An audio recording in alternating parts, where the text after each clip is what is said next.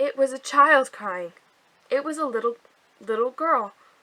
Betsy could see her now, stumbling along and crying as though her heart would break. Why, it was little Molly, her own particular charge at school, whose reading lessons she heard every day. Betsy and Shep ran to meet her. "What's the matter, Molly? What's the matter?" Betsy knelt down and put her arms around the weeping child. "Did you fall down? Did you hurt yourself? What are you doing way off here? Did you lose your way?" "I don't want to go away. I don't want to go away," said Molly over and over, clinging tightly to Betsy. It was a long time before Betsy could quiet her enough to find out what had happened. Then she made out between Molly's sobs that her mother had been taken suddenly sick and had to go away to a hospital, and that left nobody at home to take care of Molly, and she was to be sent away to some strange relatives in the city who didn't want her at all and who said so right out. Elizabeth Ann knew all about that. Her heart swelled big with sympathy. For a moment she stood again out on the sidewalk in front of the Lathrop house, with old Mrs. Lathrop's ungracious white head bobbing up from the window, and knew again the ghastly feeling of being unwanted. She knew why little Molly was crying, and she shut her hands together hard and made up her mind that she would help her out. Do you know what she did right off, without thinking about it? She didn't go and look up Aunt Abigail. She didn't wait till Uncle Henry came back from his round of emptying sap buckets into the big tub on his sled. As fast as her feet could carry she flew back to Cousin Ann in the sap house.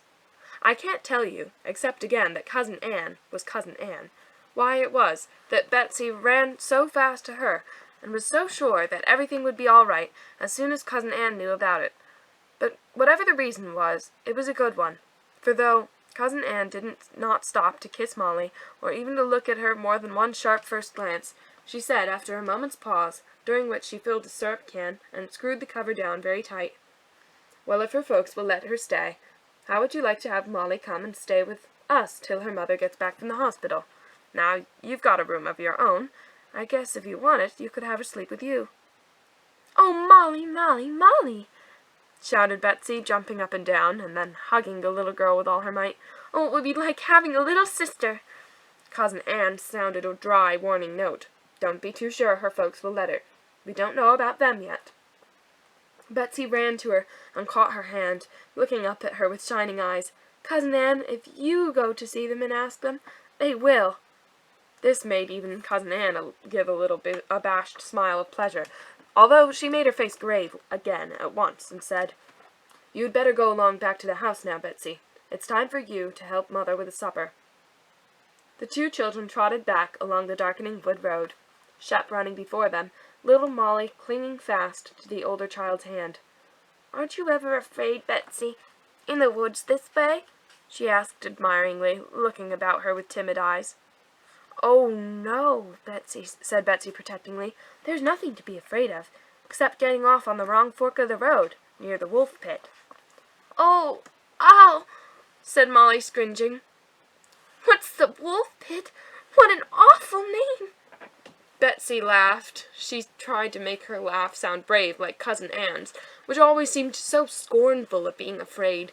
As a matter of fact, she was beginning to fear that they had made the wrong turn, and she was not quite sure that she could find the way home.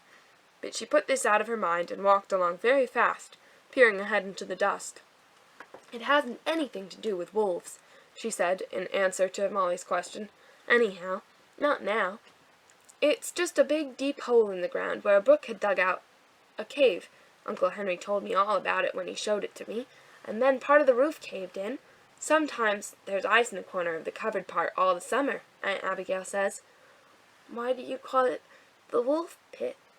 asked Molly, walking very slowly, very close to Betsy, and holding very tightly to her hand. "Oh, ever so long ago, when the first settlers came up here, they heard a wolf howling all night, and when it didn't stop in the morning, they came up here on the mountain and found a wolf had fallen in and couldn't get out." "My, I hope they killed them," said Molly. "Gracious, that was more than 100 years ago," said Betsy. She was not thinking of what she was saying. She was thinking that if they were on the right road, they ought to be home by this time. She was thinking that the right road ran downhill to the house all the way, and that this certainly seemed to be going up a little. She was wondering what had become of old Shep. "Stand here just a minute, Molly," she said. I just want to go ahead a little bit and see. She darted around a curve in the road and stood still, her heart sinking. The road turned there and led straight up the mountain. For just a moment, the little girl felt a wild impulse to burst out into a shriek for Aunt Frances and to run crazily away, anywhere so long as she was running. But the thought of Molly standing back there, trustfully waiting to be taken care of, shut Betsy's lips together hard before her scream of fright got out. She stood still, thinking. Now she mustn't get frightened. All they had to do was walk back along the road till they came to the fork, and then make the right turn. But what if they didn't get back to the turn till it was dark and they couldn't see? Well, she mustn't think of that. She ran back, calling, "Come on, Molly," in a tone she tried to make as firm as Cousin Anne's. "I guess we have made the wrong turn after all.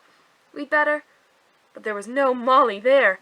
In the brief moment Betsy had stood thinking, Molly had disappeared. The long, shadowy wood road held not a trace of her. Then Betsy was frightened, and then she did begin to scream at the top of her voice, "Molly! Molly!" She was beside herself with terror, and started back hastily to hear Molly's voice, very faint, apparently coming from the ground under her feet. "Ow! Ow! Betsy! Get me out! Get me out!" "Where are you?" shrieked Betsy. "I don't know," came Molly's sobbing voice. "I just moved the least little bit out of the road and slipped on the ice and began to slide, and I couldn't stop myself, and I fell down into a deep hole." Betsy's head felt as though her hair was standing up straight on end with horror. Molly must have fallen down into the wolf pit. Yes, they were quite near it. She remembered now that big white birch tree stood at the place where the brook tumbled over the edge and fell into it.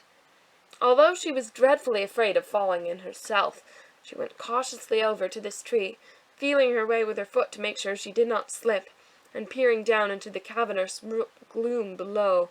Yes, there was Molly's little face, just a white speck. The child was crying, sobbing, and holding up her arms to Betsy. "Are you hurt, Molly?" "No. I fell into a big snowbank.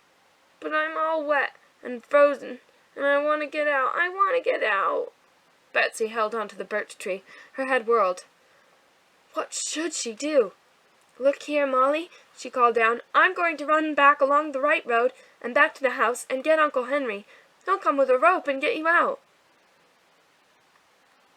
At this, Molly's crying rose to a frantic scream.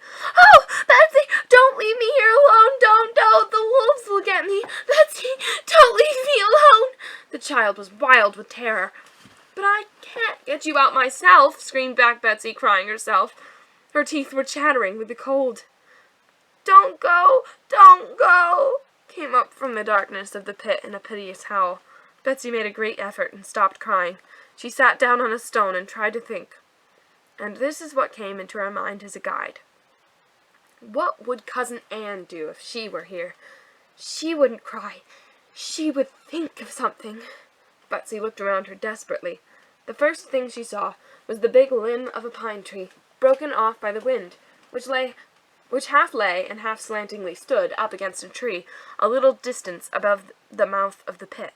It had been there so long that the needles had dried and fallen off, and the skeleton of the branch with the broken stubs looked like— yes, it looked like a ladder. That was what Cousin Anne would have done.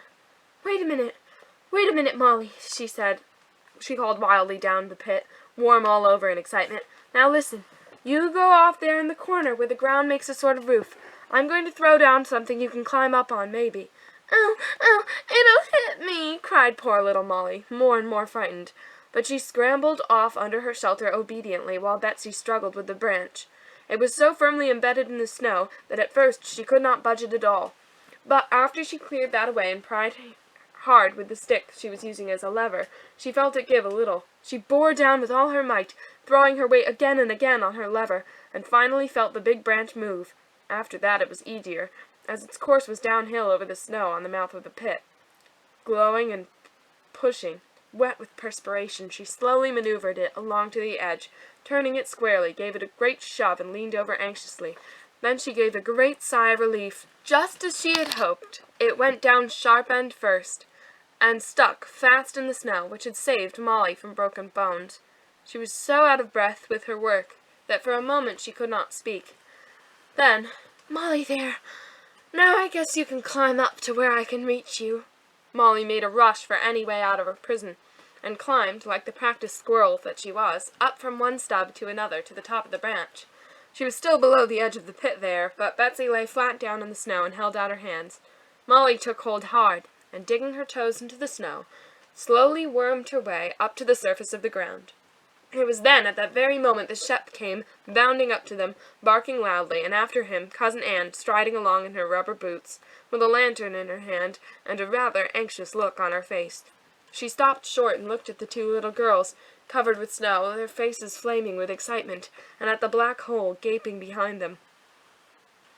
"I always told Father we ought to have put a fence around that pit," she said in a matter-of-fact voice. "Some day a sheep's going to fall down there. Shep came along to the house without you, and we thought most likely you'd taken the wrong turn." Betsy felt terribly aggrieved. She wanted to be petted and praised for her heroism. She wanted Cousin Anne to realize. Oh, if Aunt Frances were only there, she would realize. "I fell down the hole, and Betsy wanted to go and get Mr. Putney, but I wouldn't let her, and so she threw down a big branch, and I climbed out," explained Molly, who, now that her danger was past, took Betsy's action quite as a matter of course. "Oh, that was how it happened," said Cousin Anne.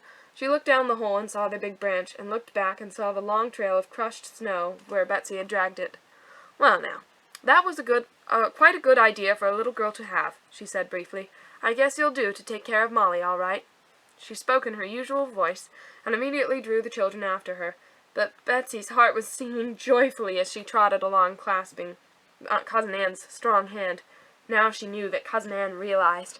She trotted fast, smiling to herself in the darkness. "What made you think of doing that?" asked Cousin Anne presently, as they approached the house. "Why, I tried to think what you would have done if you'd been there," said Betsy. "Oh," said Cousin Anne. "Well." She didn't say another word, but Betsy, glancing up into her face as they stepped into the lighted room, saw an expression that made her give a little skip and hop of joy. She had pleased Cousin Anne. That night, as she lay in her bed, her arm over Molly, cuddled up warm beside her, she remembered, ever so faintly, as something of no importance, that she had failed in an examination that afternoon.